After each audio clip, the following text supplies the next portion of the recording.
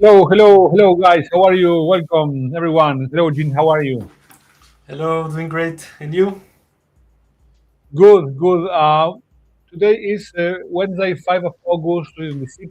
Um, I'm kind of a bit also happy because we need to have a life happiness, but also a bit sad because of the news that happened this week about, POAP winding down the project. Like the POAP was one of the big, issuers, the main issuer of small tokens or FSD. And it's like I don't know, like seeing Patricio with his red suit everywhere, like promoting the project. Also, the fact it was born in Argentina and got to reach, global importance. I don't know. It made me a bit sad this week. I mean, this is like a kind of an end of an era, right, Jean? Yes, I remember the first live streams, like the we used to distribute the POAPs.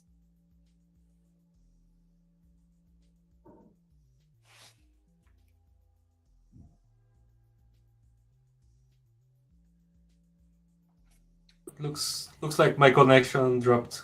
Yeah. Can you Okay, hear me that now? we're here. So yeah, you were saying Okay. about the first. I can fix your thing, and I will explain. Tell my first experience. I think my first experience with POAP was in the Osaka 2019 conference of the Devcon.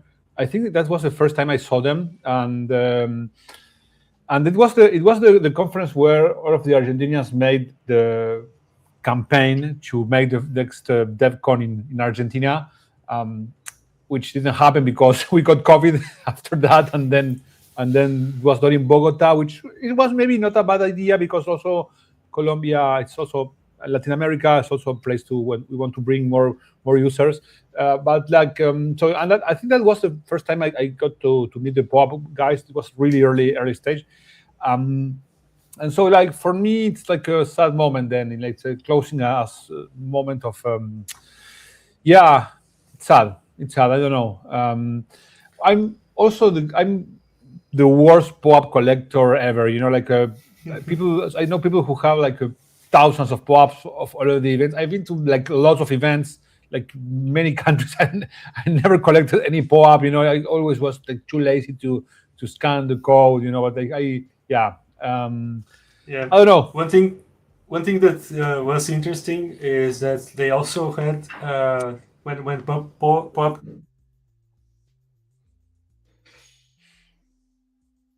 Yeah, I think I'm going to continue myself. Jean can tell us a bit later about this live TV is like this. So what we have today, to move to another topic now, is so there is now in Kleros a case coming from the Junín court called Case 146. As you know, we are working with different governments in order to have Kleros as a system to resolve disputes coming in neighborhood claims, consumer claims, and we have like insurance disputes. We have small construction disputes, credit card claims, all of the sort of things you could expect in neighborhoods, cities, municipalities, and we are really pushing a lot this type of use cases. And so historically, Kleros as a protocol had a big problem for adoption in the context of traditional companies or traditional arbitration or traditional, cities in order to solve disputes. That blockchains have a good advantage and a disadvantage. The advantage of blockchains is that they are transparent, and the disadvantage of blockchains is that they are transparent in the sense that they provide rule of law and they provide certainty about how the process is going to work to all parties. So everyone knows that if the process of resolution of a dispute is encoded as in a blockchain and in a system like Kleros, so you know that the process is going to be followed as it was coded and that nobody can tamper with it. So nobody can attack the system, nobody can put the jurors that they prefer, nobody can tamper with the evidence, nobody can tamper with the vote counting process and all that.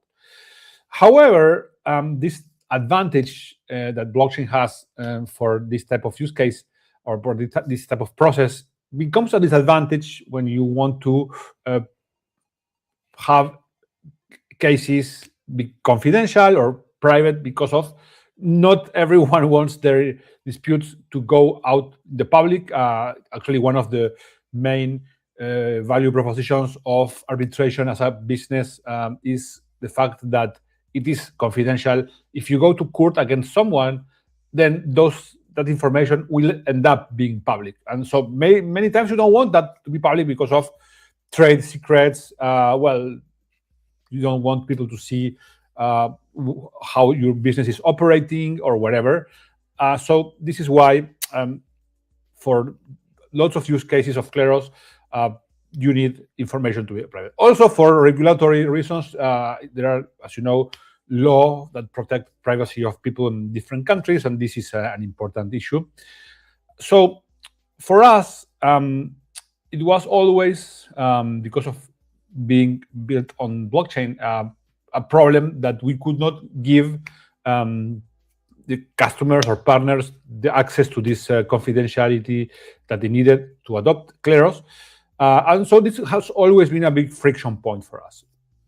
So for a long time, we have known this, and now we have been researching way more the issues of privacy and confidentiality. And this means that we are starting to configure a number of courts with a different parameter set where the evidence is not public anymore. This is going to remove, we think, a big friction point from us. So case 146 happening in Junín is the first one where we are testing this new system for evidence and case confidentiality. And it might look like a small thing now, but this is kind of a change in the trajectory of Kleros adoption, especially in all of the enterprise cases where this is a very important issue. We have here today, we brought William to make a presentation about all of the research that we have been conducting and how we are thinking about the problem of confidentiality and privacy. So he will make a presentation. How are you, William? Welcome. I'm doing well. Hi, everybody. Awesome. Well, share your screen and walk us through all of this. Go ahead. Trying to share my screen. Okay, can you see a slideshow? It's perfect. Great. Okay, so like as Fede was saying, there's these questions around how one can handle confidential information in a system like Kleros, and he made all these points about like, okay, blockchains are very transparent and open. You see all the transactions, and all of that is true. It makes it very difficult to have kind of secret interactions. You see all these kinds of privacy coins that you try to use fancy encryption techniques to get around the transparency of blockchains while still having secrecy. That presents the transparency of blockchains themselves presents a challenge. But I would say that even a bigger challenge for confidential evidence in Kleros and systems like Kleros is that Kleros is a crowdsourced system. If you have a dispute between Alice and Bob, and it's, you have confidential evidence which is relative to their dispute, they have business documents or whatever, ultimately if the crowd, jurors drawn from the crowd are going to make a decision for what's the appropriate resolution to the dispute, they need to see that confidential evidence, so that the evidence has to go to the crowd, and that presents intrinsic very challenges around how you can do that and provide good, cheap crowdsourced resolutions while not just publishing the evidence. So currently, prior to case 146, but evidence in Kleros was always just published IPFS by default. It was made public, and as you can see if you followed history of past Kleros cases up to this point, most of the cases have been about things that are very public to begin with, where the evidence isn't very confidential. All these curation disputes about whether some public contract deserves a tag on a blog explorer, and the contract is already published, so there's nothing confidential about that. If you want to have confidential evidence, like the natural thing to do is say, okay, I'm going to like encrypt the evidence. I'm not just going to publish it unencrypted to IPFS. You know, like I'm going to do some kind of key exchange between the parties, Bob and the juror. They're going to like come up with some way that they share some secret cryptographic key, and then Bob can encrypt the evidence and send it to the juror or jurors, and they'll be able to decrypt it, see the evidence, make a good ruling. And everybody else, you know, they won't, you know, like it'll just be sort of garbled noise if they look at the encrypted channel. That's, you know, not so hard. That's like, you know, one can add an encryption layer on top of Kleros. You know, there's this extra infrastructure. It's not intrinsically difficult to deal with that. However, what is challenging is how to deal with leaks. What do you do if the juror just like reveals the evidence anyway? You know, like being in a crypto economic system, you know, how like Kleros is, you know, built out of all these crypto economic tools, like a natural thing to do, you know, in crypto economics in general, is that if you have some action you don't want people to take, you make them stake a deposit, and then if they take the action that you don't want, you slash the deposit somehow. So a mechanism that we've thought a lot about over the years to sort of enforce like a code of behavior on jurors is what I call the juror misbehavior court. So this is a mechanism which is like V2 of Kleros is designed so that this can be inserted as a module at some point in the future. And the idea here is that if the juror does something that's against the juror code, they can be challenged by some observer, some challenger, maybe one of the other jurors, maybe one of the parties to the disputes, maybe a third party, who will place a deposit, and that deposit will be used to finance some secondary Kleros case. So it's like some totally new jury is drawing some other court, a court that specializes in these juror code questions, and then they'll judge whether the juror in this case released this like evidence inappropriately, and if the juror is like convicted of inappropriate releasing of confidential evidence, a part of their PNK stake will be slashed. Maybe they get a negative SBT that will prevent them from being drawn again. I think there's like black marks, so they can't come back. So that's, you know, like a kind of crypto economic tool that you can use to prevent people from inappropriately releasing confidential evidence. How can you tell if you just sort of see like the evidence like appear on the internet? You know, it's like floating around all of a sudden. How do you know which juror published it? So here there are tools around what's called digital watermarking. You try to like, you know, like the party to the dispute can run their evidence through some kind of digital watermarking software, which will basically make all these like small changes that are imperceptible to human beings. But like, you know, if you run it back through the software again, you can kind of, you know, pick them out. So things like adding a little bit of space between characters, small changes in fonts, things that like a human being won't notice. But like if you have multiple versions of the evidence that were sent to like say 3 different jurors, they'll all be watermarked in slightly different ways. And if you see that like one of them is floating around on the internet later, you can kind of like run it back to the tool and pick out, okay, like because of this spacing, we know that juror A was the one who, you know, released the evidence. And then you get into all kinds of like cat and mouse games of like, okay, like to what degree can the juror reformat their document and try to delete the spacing? You know, people who make digital watermarks try to be resistant to that, but you know, there's, you know, it's a cat and mouse game. You know, like where like for one attack you have, you know, like counterattacks and things. So this is a useful tool, but you know, like with limitations.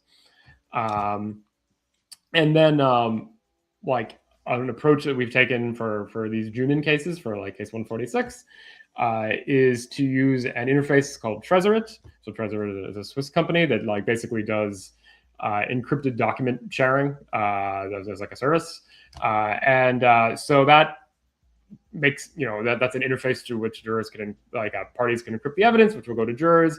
Trezorate offers like end-to-end encryption, so you can do this in ways that like the company itself doesn't see your encrypted evidence. They include watermarking features. So that is an option. They have features so that like jurors that are provided with this encrypted evidence can't just like download the evidence, like downloads are blocked. There's that, in some sense, like that kind of feature is kind of in the philosophy of like Snapchat, or like a fancy version of Snapchat, where you try to like prevent people from saving the information on like a software level. And that is obviously, has limitations, like what prevents someone from just like taking a photo of like the screen with their phone. On some level, it's intrinsically difficult to prevent that. But then you go back to like the watermarking features and things to try to like at least add some kind of resistance to such things, such attacks. Okay.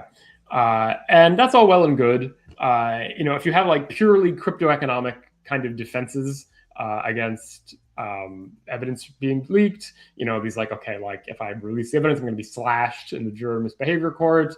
Like that can be good for certain kinds of evidence, like low scale, like not so sensitive, not so valuable. But ultimately, the security you have is economic, as is the case in most crypto-economic systems. You have like, resistance of attack up to some like value. In Kleros, we have all kinds of like models around like, okay, like the resistance to the court depends on like how much it would cost to 51% attack the court. Like Ethereum itself has kind of similar economic models. Okay, like, like what are the costs to like try to like attack the consensus algorithm? You buying up a lot of ETH and staking in like malicious ways. And like here as well, it's like, okay, like I have some kind of like economic resistance. If, the evidence is leaked, juror will be slashed. That slash goes up to a certain amount of deposit that they've staked. Like ultimately you get into like things like, okay, like if a juror has like, say my like competitor thinks I have a case coming up soon and they want access to my confidential evidence, they can maybe try to stake in the court that they think the case will be in. And then if they like stake a certain amount, they have a certain chance of being drawn. And, like you have all these like subtle questions around like how much economic security do I have in like a given case? And if you have like very crypto use cases that might feel familiar to the parties, they might be okay with that, particularly if the evidence isn't too sensitive. If you have kind of, maybe like more enterprise use cases, people come from the Web 2 world, they're not like the most comfortable with like reasoning through like how much economic security they need. Then you really need systems that like are less open, where not just anybody can be a juror.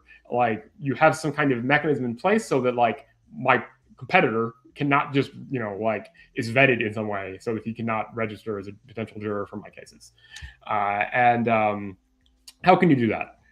Well, conceivably you could have some kind of like decentralized curation, maybe like if you want to conform with the like regulatory requirements of a lot of enterprise use cases, you probably need some kind of KYC. So like a line of thinking we've done is like, okay, like if you want to register in certain cases, you need some like SPT saying that you've been KYC'd by some KYC provider, and you maybe sign some kind of NDA, and like even beyond like whatever like crypto economic stake that might be slashed in the juror misbehavior court if you misbehave, like the KYC provider knows who you are, and you can be held legally responsible. There's like a greater threat to revealing evidence inappropriately than just whatever you stick in the court. Like they can find you, and like maybe you have like criminal proceedings against you. And that seems fairly centralized. Like, okay, I'm going to a specific KYC provider. They give me an SPT. I can only be drawn if I have like the SPT, at least in like certain courts. This KYC provider is now like kind of like like a central actor in at least in those courts. And I asked myself like, okay, like what degree can we decentralize this? Like, can you have like similar security guarantees while still having some level of decentralization? And an approach that I'm considering, like maybe at some point in the future for like as the ecosystem of private evidence cases develops, you could have like a curated list of KYC providers. So maybe in like maybe there are different KYC providers. You use like private evidence cases with like Junín. Maybe Junín is willing to KYC people. Maybe not. Maybe like forward-looking companies like Lemon that like maybe they want kind of private evidence. So like maybe the company itself is willing to act as a KYC provider. The Kleros cooperative itself, maybe some kind of like forward-thinking like crypto-specific law firm is willing to KYC you. Maybe like other companies just provide this as a service if it gets big enough. And then if I want to like add a new KYC provider, I can like submit that to a list. And then you do the normal Kleros thing where like if the KYC provider is like not up to the standards of whatever court, like providing enough verification for jurors to be used in that court, then people can challenge that. You can have a Kleros case about whether the KYC provider should be allowed. And my metaphor for how I think about the level of decentralization in this system it's similar to public key infrastructures, how certificates are handled for websites that use HTTPS, if you're familiar with that. So as like an overview, just briefly to like sketch the metaphor, when I like have a website that wants to interact with people through encrypted channels, you have like an infrastructure in place so that users of the website can know that they're not interacting with a spoof, like a scam, fake version of the website. And so if you go to like the Kleros website, which I have the screenshot here, and you click on like the two bars in the like upper left corner next to the URL, I think on Brave browser, it's two bars. I think on like Chrome, it's like a little padlock. You can see the certificate of the website. So the certificate gives you like a public key. It tells you like there's this entity, the certificate authority, which in this case is Let's Encrypt, which provided some due diligence on Kleros in this case before they issued the certificate to the website. And the thing is that like the browser has a list of certificate authorities that it trusts, which in this case included Let's Encrypt. So like my browser knows to trust like certain certificate authorities, and the certificate authority like will do due diligence on the websites that want certificates. So like if I have a website, I go to certificate authority, I get to pick from dozens of different certificate authorities. They do some due diligence on me, then I'm trusted by the browser. So you have this like chain of trust. And I see like we can have like a similar model where I have like a root of trust, which is my curated list of like vetted, like approved KYC authorities. Any one of them I can use to go to vet me. So if like one KYC authority for whatever is like censoring me, I can go to another one, and they will do the appropriate due diligence on me. So I have a chain of trust from the user to the KYC authority to the curated list. Okay, so that's all for humans. And then for AI jurors, the story is different in interesting ways. So I'll just wrap up by like sketching out how like LLMs and AI jurors can like deal with confidential evidence. So now imagine I go back, I have my dispute between Alice and Bob, they have confidential evidence, but now their jury of, their Kleros jury, their crowdsourced jury is just like 3 AI agents. And you can do, like Kleros works perfectly well in that setting. Like 3 AI agents can play a shelling game where like they try to like expect, okay, like what will the other agents say when faced with this dispute between Alice and Bob? Now, if I want to give like an AI agent like that confidential evidence, a thing you can do is you can use AI agents that have what are called trusted encryption environments built in. So this is a like hardware module. It is a piece of physical machinery that can be used to store encryption keys in ways so that the key like is not supposed to be able to leave the module. So if you imagine that I have like a data center where my LLM company is running their LLM, next to like the server rack where they have like where I'm interacting, pinging to like interact with my LLM. There's like some other piece of machinery attached, and it has this like physical property that it stores encryption keys really well. And even the like LLM company should not be able to get access to those keys. Like if they try to like cut open the machine in their data center, the machine will realize it's being tampered with and will just delete all the keys. And then what you can do is like Bob, the party to the dispute, could do like a key exchange where now he's doing a key exchange with like the TE. The key comes from the TE, can't exit the TE, but like Bob can use like that, whatever the TE's public key or whatever, to like send his confidential documents to the TE. Like only those documents will only be decryptable within the TE, and the TE can like reason about them. You can put a model of the LLM, like everything operating inside the TE, and it will give a resolution to the dispute that is sent out. But like none of its like reasoning, including the evidence, will be visible, including to the company that made that owns the TE and is running the LLM. And there's an example of an LLM that works like this. It's called Confer. There's at least one example. There may be others. And their sort of business model, they're kind of like branding is around like having like a private LLM tool. If my conversations with the LLM, they only are like decrypted within the TE. Nobody else can see them, including the company can't like mine my conversations to like get data on me. So you have like privacy guarantees.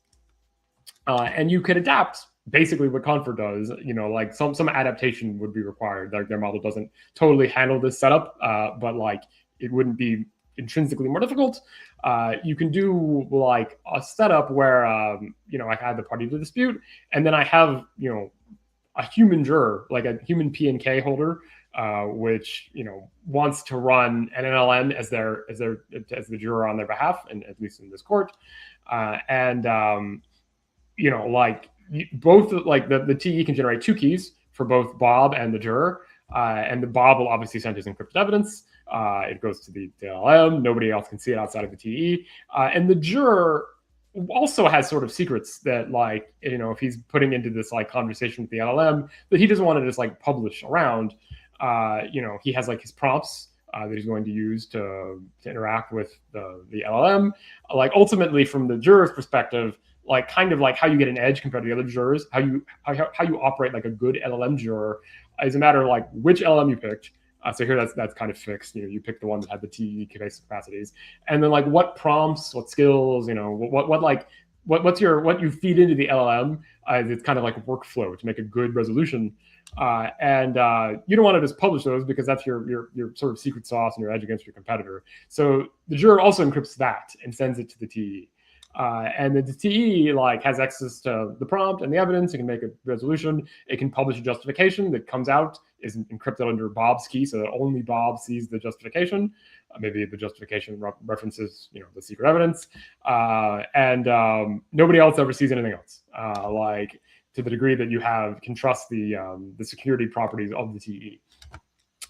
So like this also has some centralization elements. These like TEs are made by companies like Intel. I think NVIDIA makes them. There are others. And like you depend on Intel providing like a good enough TE. The users, like the juror and Bob, can do a sort of exchange of information with TE to determine that they are actually communicating with like an LLM that is using a TE. So you can get guarantees that like, okay, like the LLM is acting what it's supposed to do. It's using this Intel TE, but ultimately like, you can verify that against some like Intel's public key, but you're still depending on Intel. If Intel makes like a malicious TE, like that would completely circumvent this process. So like some centralization trust like assumptions, are not amazing, but like, maybe you can live with in certain use cases. Around the TE manufacturers, maybe you don't want to just trust like one TE manufacturer, but then again, you could do like, sort of same as before, maybe you could have like a curated list. I'm not required to stake in a given court to just use like the Intel TE, but like maybe like, I'm allowed to use like any LLM that like has like these properties, which may be offered from multiple different offers. We can have like curation disputes about whether like a given LLM meets the requirements. Okay, so that's pretty much all I have to say. Just to like highlight again, different approaches you can apply here. Crypto economic things like penalizing people through the juror misbehavior court. There are also these like decentralized voting ideas, and then these like AI tools provide new opportunities that depend on trusted hardware, but can be interesting in some use cases. Okay. Thank you, William. That was amazing. And so it's a great thing that we could give people a bit of an overview of the type of research we are doing for privacy. And one of the things that as you mentioned, partially this is cryptography, partially this is what we do every day, crypto economics, economic incentives. What is the cost for me to really leak evidence, etc. And partially it's a legal solution. So we have seen how in some cases, we have jurors sign contracts of non-disclosure agreements. So we have Facu here who can tell us a bit about how we are thinking about the legal elements of this mechanism. And in which sense currently confidentiality is a friction point for Kleros, and how this can be solve through this type of research. Yes, go ahead. Yeah. Well, as William mentioned, Kleros disputes normally live on IPFS, and that's problematic in the sense of being able to comply with data protection regulations, specifically if we're talking about GDPR compliance. And when we are talking about Kleros enterprise use cases, in which we connect with governments and enterprises, then this becomes a challenge, right? So developing these private courts are mandatory if we want to go forward in this direction.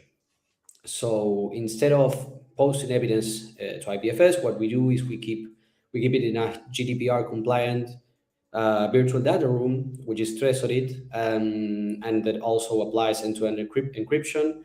And the evidence is accessed only by SBT certified jurors. We call this SBT digital credentials.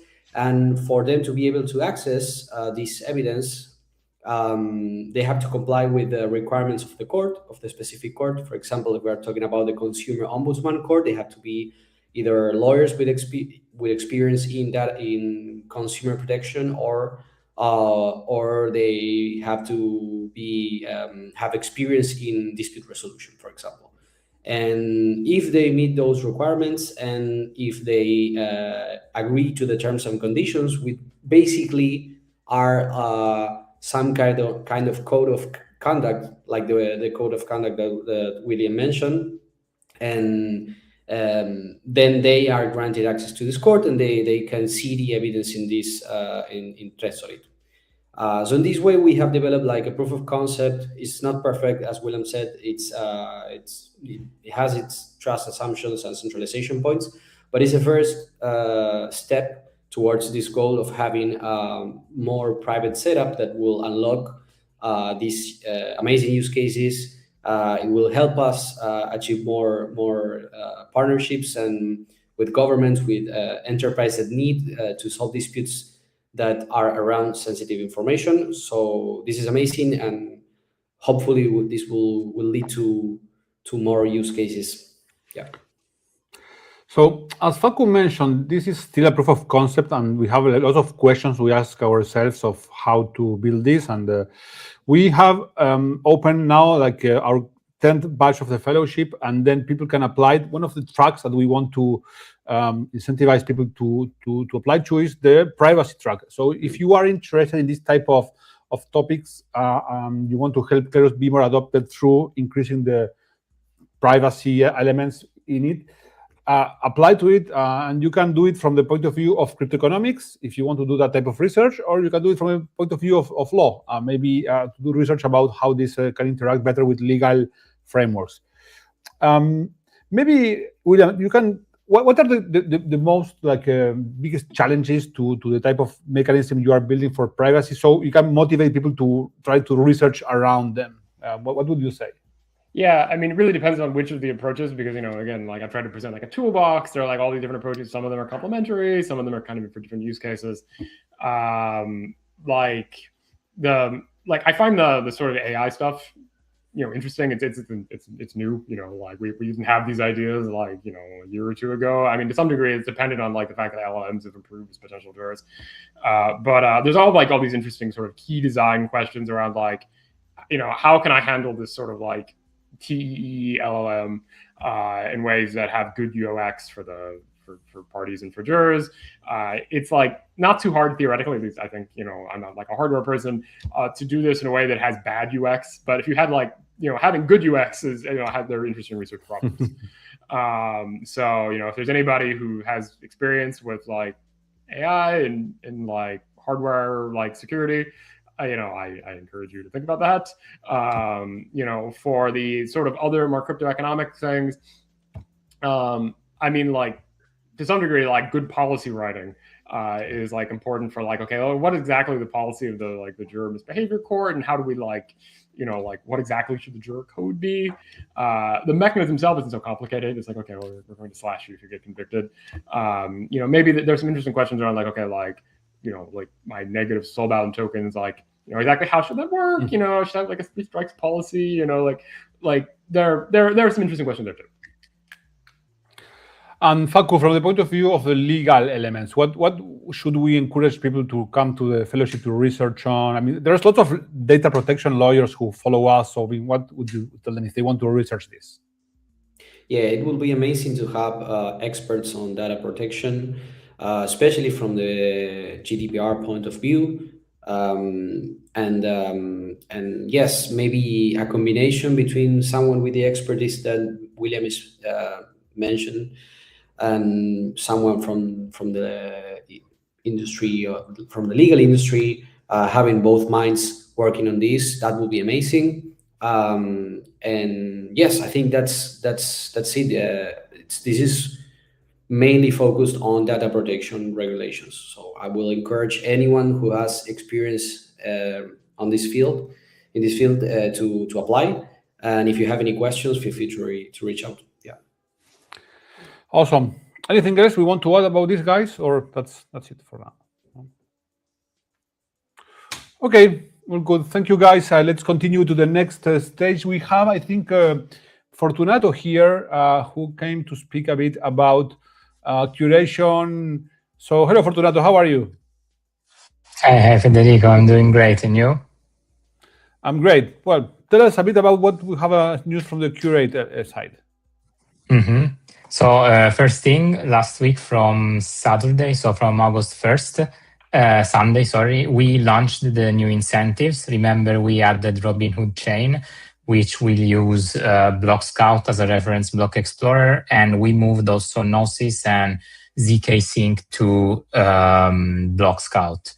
Also, the reward from last month have been disbursed today, not just for Curate, but also for Court. So you can check on your interface, and especially on Scout, you now have the full history of yours, the PNK that you got through the incentives. And you can also check the history of the challenges, so how much money you made by checking other items. One thing I wanted to add on this matter is that since we pushed more on the usage of skills on AI on Scout, the amount of challenges decreased. And this is a good thing because it means that the submitters via the skills are able to submit new items with higher let's say with lower risk of getting challenges, with higher confidence. So this is a very good reason to submit now by using the skills, as it is easier, faster, and you have less chances of being challenges because AI are really, really good at spotting mistakes. In the matter of Curate, one thing is that we are going to deprecate from our user interface the old version of Curate that we call the classic Curate, which the way it functions for the user is the same of what you use today on the Scout registries, but on the infrastructure part, it was completely different. So we are discontinuing these old curation, these old contracts from the front end. And the last thing, it's related to the agent reputation. We finished our POC that we are going to present to some partners with how we are integrating curation for AI agents, in particular for ERC 8004. If some of you have already interacted with this standard, maybe you saw that some agents have hundreds, dozens of thousands of reviews, and you cannot say which review is just farming, which review is real. This is a bit of a problem that also I would say exists for the Web2 world. You know, when you see reviews on TripAdvisor, on Google, you are never 100% sure that someone is farming or they are legit reviews.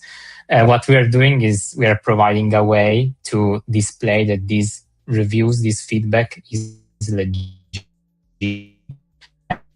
Probably next week we will show you this POC. And yeah, regarding the objective economics is not the only comment. thing. Yeah. something about this. Mhm. There is people who are like basically experts in like identifying like fake reviews online, because since reviews are so important for people for buyers to decide what to buy, in marketplaces. So there's like lots of fake reviews made by bots and etc. And there's people who, make a career out of detecting like fake reviews. This is like a arms race between like fake reviewers and detectors. And sometimes, sometimes the review is like a bit like it's a fake review, but not done in a fake way, in the sense that I was this time in a tour, and the guide, after finishing, he comes to me and he's like, okay, now go to TripAdvisor and 5 stars.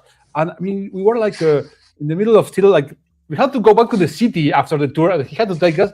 And he was like, okay, give me your phone, show me, put 5 stars. I was like, okay, should I put 5 stars? Or, what is it if I say no? Like, he's going to leave me here in the middle of nowhere. I don't know if we have a way to answer to those, but that can happen, just for you to know that this could be a problem. I don't know if you can detect that. My review was under duress, that's okay. Yeah. So please, I don't know, that came to my mind. Yeah. Again.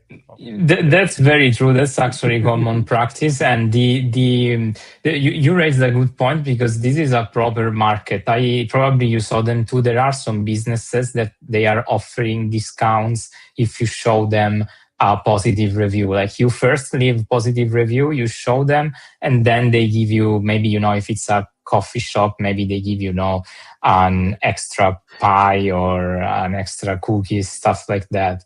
So yeah, like I have one more complaint about this. So okay, wait. I had this time a long time ago. We like I bought something on an e-commerce app, and then when I bought this, and then it tells me, okay, thank you for your purchase. Okay. Don't forget to put us 5 stars. So if you put us 5 stars, then in case you have an issue with this thing you bought, this will ensure that you get a proper, speedy, customer service. Okay, if you don't put them 5 stars, so is this coercion or is not coercion? I don't know. But it felt like coercion, honestly. There's a full economy going on in the reviews market, So incentives, incentives. Please go ahead. I promise I will not interrupt that. No, it's better. It's better because we give proper examples that are easy to understand. So yeah, just adding these negative example we just shared in the agentic economy are just multiplied, because it's way easier to farm, like to create like huge amount of reviews. And we are working in that sense, because keeping like the example from the Web2 world, I think all of us, we choose products or restaurant based on the review we look online. And this will be the same for agents. You are going to hire an agent, or this happens also with freelancing. There are a lot of websites like Fiverr, like I don't remember, there was another one, freelance. But many, the reviews influence the amount of money an agent will get, and they influence in the real world the amount of money a merchant does. So that's what we are building now, alongside other tools for the AI economy, like payments. But we will get there in the upcoming weeks. These are the main updates. Anything else, Fortunato? Anything else? So no. Okay. So next week we will have Fortunato again with a presentation about reputation, agents, and all that. A topic that we have been reviewing, studying for a long time. So thank you, and let's have Lucía now. Thank you. Bye-bye. From Hello. Kleros Enterprise How are Unit. you? Hello, Lucía. How are you? Good to have you here. Thank you. I am good. Thank you. And I wanted to talk, of course, Facu and William explained a lot about this new process, but I wanted to briefly explain a bit about the last case that we received and solved with this new process. This case is basically an airline case that, as you know, is an industry that we usually solve cases from, and it's from Junín. And basically, it's about a passenger that had a flight from Argentina to Brazil. And a few days before her flight, there was an airport strike that was announced. So the passenger was unsure whether the flight was going to operate or not. And the day of the flight, or I think a few hours before the flight, she tried to check in online, but the airline website showed an error. So because she was uncertain whether the flight was going to happen or no, she decided not to go to the airport. But the flight operated like normally, and it was considered a no-show in her ticket. So basically, the case was about whether the passenger should get her money back or not. And we had 3 jurors solve this case, and one of them voted against, and the other 2 voted in favor of the user. So it's quite interesting to read, the arguments and see what they were saying, and very interesting as well. But yeah, that one was solved through this new evidence process that it's going. I mean, it has a lot of improvements on the legal side, but also on the operational side as well, because it will allow us to solve cases even faster. Because usually when we anonymized information, it took us a long time to review, and also even sometimes like 3 people reviewing the same information to make sure that everything was okay. So now it's better on the legal side and also on the operational side. And it also has, I think that it has benefits for the jurors, because they can have the whole context of the case. So yeah, that's it on the cases side. Then I am not sure if Jean wants to present, or if not, I can present. Yeah, you go ahead. Okay, perfect. Now Jean is presenting. We wanted to quickly, I am not sure, Jean, if you can put it in English or with automatic translation. If not, I can just go ahead and explain a bit. But basically okay, thank you, perfect. Basically, we created this new page specifically for businesses.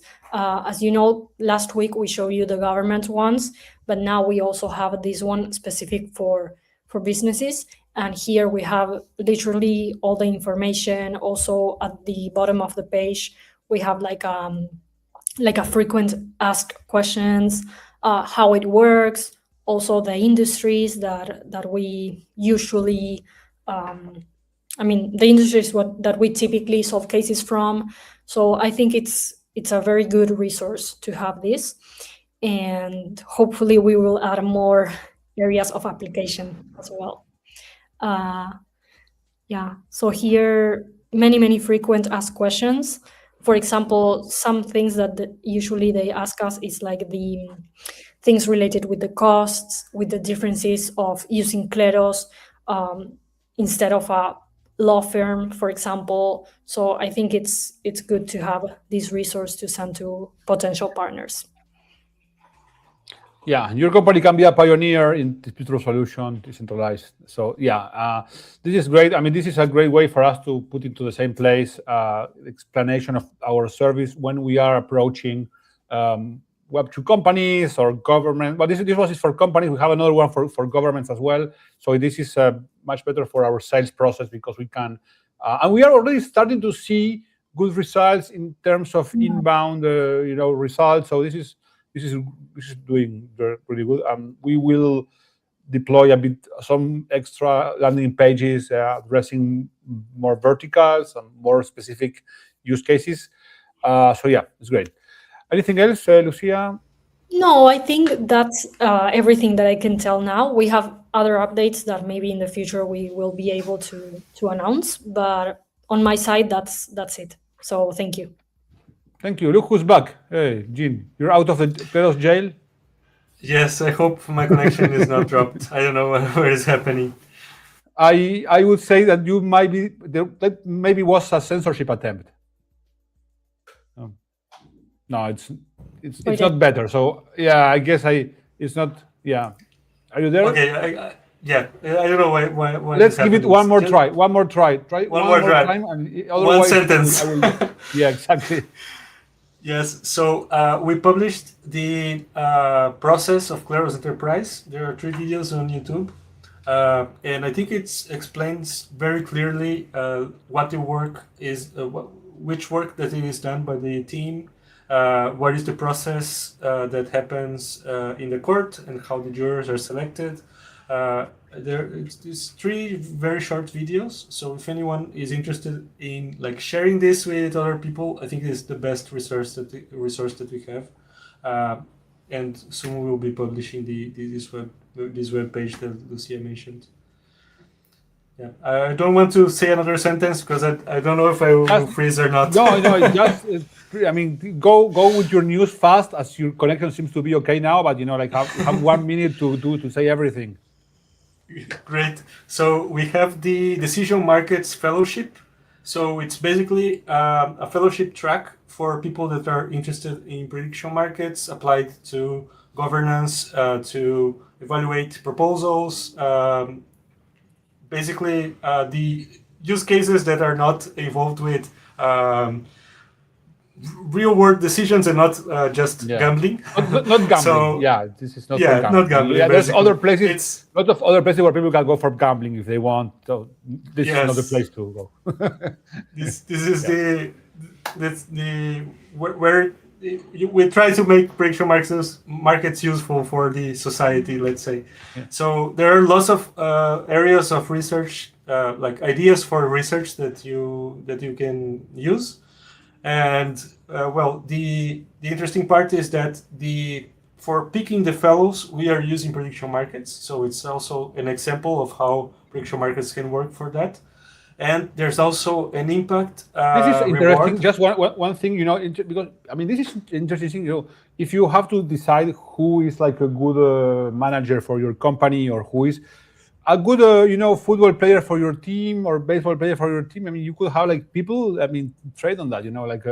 So I think that this is, and the market will say who they see as a better, and this could be actually a excellent, like a use case at the current moment of River Plate. Well, this is my team of football, and they are like buying.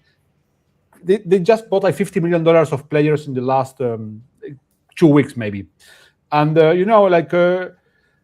people are saying, why are they buying this guy? I mean, who is making these decisions? And you could have like maybe like people voting, the fans voting who they want as the players in the team. But I don't know.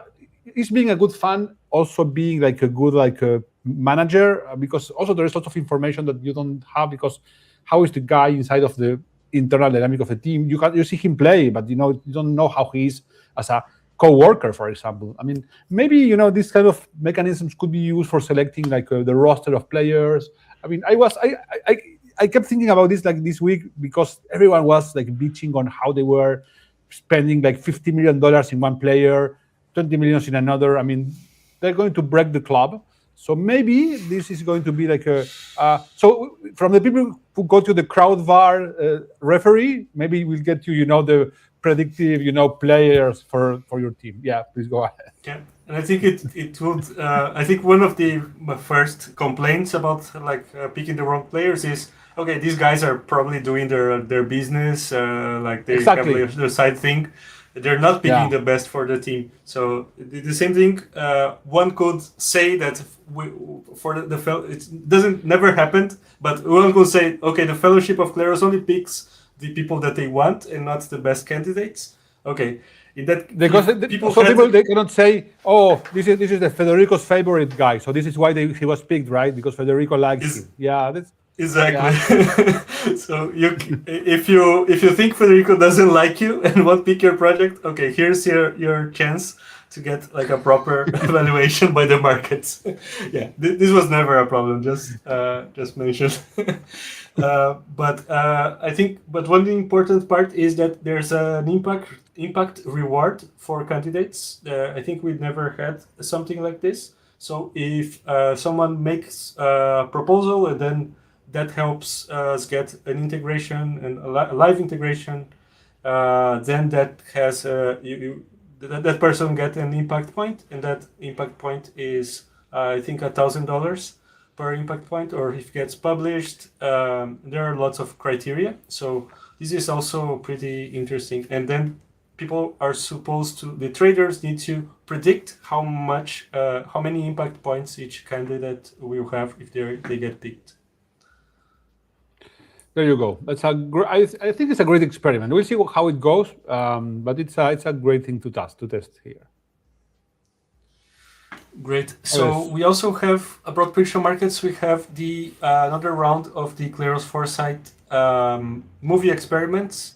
This is also a way of trying it out. These mechanisms to try to extrapolate what the opinion of a single person will be, like an expert person will be. In this case, we are playing with Clement's tasting movies. So what we have seen on the first round is that the markets can have a bit better than even AI models and specialized algorithms about movie tastes.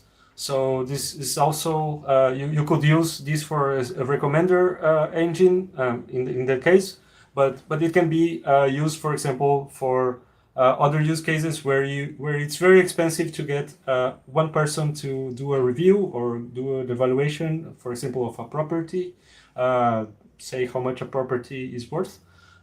Instead of paying the person to evaluate all properties, you pay the evaluator on, I don't know, 10 out of 100 properties, but you let the market try to do their own evaluation, and traders trade against each other and get to a price, and that is more efficient and get similar results in the end.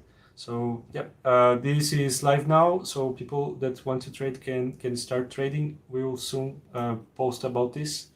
And another thing is we just posted a video about some of the mentions that Kleros received on articles, academic papers, and I think there were 18, if I'm not mistaken, and even more. But I don't know if this picks all of them, but it was quite a bit. 18 that you picked in Scholar, right?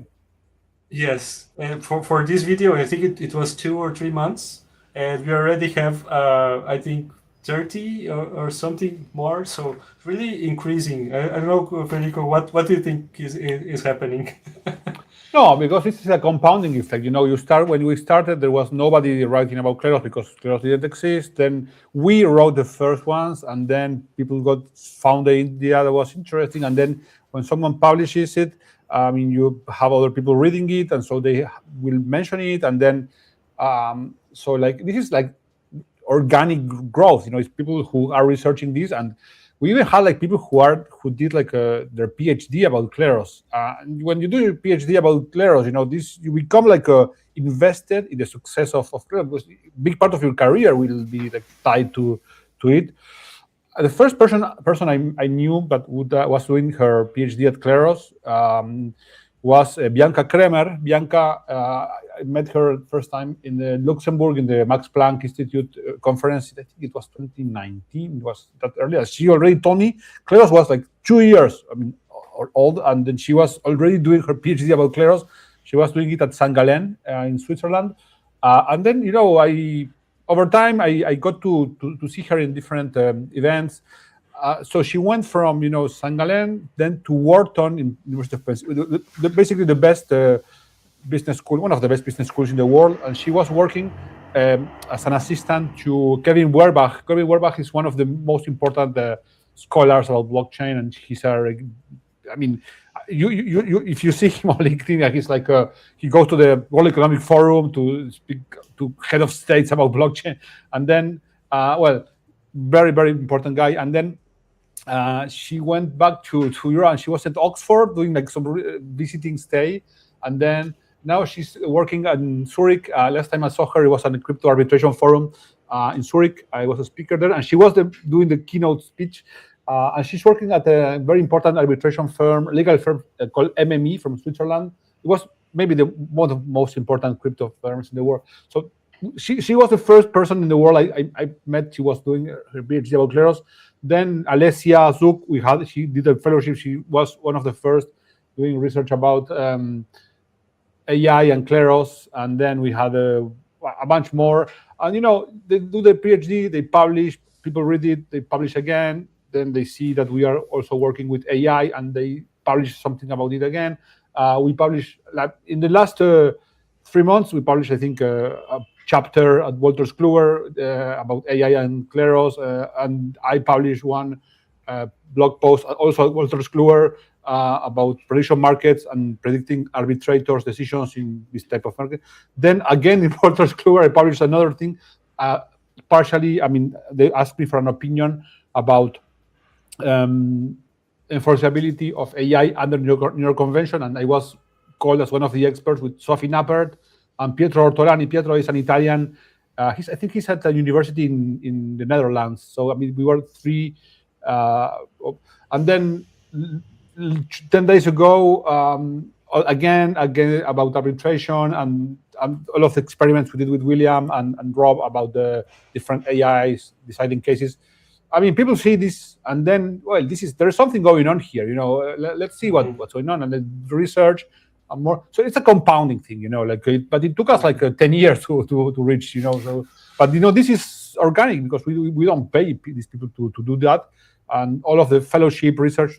I think if you ask me, one of the best things we did in the project since the very early days was try to get these types of partnerships, because that's how you get taken seriously. You're not like a crypto thing, trying to scam people. You are like a innovation think tank, we could call it, that is building something new, which is not done before. Nobody did this before, and then it's kind of a high risk because it's how innovation works, but it's still like something that it's worth following, let's say. So so this, I always say, all of the fellowship and all of these type of partnerships are something that back in the day, and the book we did in the, people will say, oh, you're crazy, what a book about your project? Oh, well, if you are in this in the long run and not just to do like a quick buck with a coin, you will see this makes sense. And this, I would like to think, that this was kind of an exponential thing that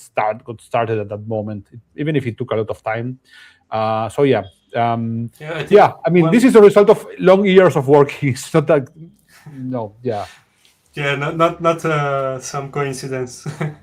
Yeah, and one thing I think maybe it's hard for people to understand is that usually inside companies and governments, there's usually friction whenever a new technology is adopted. So knowing there are, for example, people in Argentina companies that they already know Kleros for almost 10 years, like the idea of Kleros, they know a little bit how it works. They already know that it's like a serious company. So it's very easy for, I don't know, a lawyer inside a company to propose this to their legal team, to propose this to the CEO. The same thing on governments. So it's like a very slow progress sometimes. And having the material being published and people discussing at universities and basically kind of included in the material, I think, at this point, right? Because whenever they research about online arbitration, they get to Kleros because it's one way of solving this. So basically, the lawyers already know a little bit about Kleros, so it's not that friction. Also, there is one thing, this is an industry that is conservative, like law is governance, it's about stability, it's about tradition, it's about trust. This is not like a kind of a DeFi thing, a DeFi thing, okay, you find out some way to get some API, some faster than the other, and maybe people will just, they don't care, they don't know what you do, but they just will switch there because it's more API, and then, well, that's how it, this is something that, it requires people to trust it. People will not trust you because just they saw you in one a crypto conference. They will trust you when they see what you think, when you see that people are speaking about you, especially people they trust. If they see people they trust speaking about you, then okay, these people are into something. So this is a really long-term thing, and this thing that about people publishing about us is just because this is a kind of long-term vision we had since the beginning, and this is kind of starting to pick up what we were starting to build, back in the day. So yeah, it's really encouraging, to see that, because it has become part of the curriculum of law schools. I mean, there are people who learn about Kleros in the law school, people who learn Kleros in the computer science department. They teach Kleros at Oxford now, for example. And so it's kind of this is a grassroots, it's people just doing it because they think it's something about the future. So yeah, this video about the new mentions is amazing, because it's good to see that we did that thing right, at least, Yeah, and one thing, since we are talking about this thing, I think we need to end the call, but we need to talk about the guy that published a book about Kleros in India that we just learned about.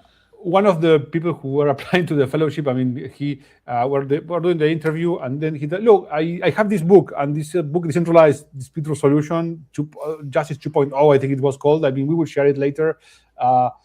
And this is a person who is like a director of an arbitration center from India. I mean, a big arbitration center. They handle like lots of cases. And then he wrote a book about Kleros without telling us. I mean, he told me when he applied to the fellowship, but he has like I don't know how many people from other places are doing the same without us knowing, But this is kind of grows like that, It's like plants, right? Yeah. Hopefully we'll meet him in Devcon. I will definitely tell him to come to the conference if he can. I don't know in which city he is, but maybe if he's not far, I mean, he can come. Okay, I think that's enough for today, Jean, right? Okay. Yeah.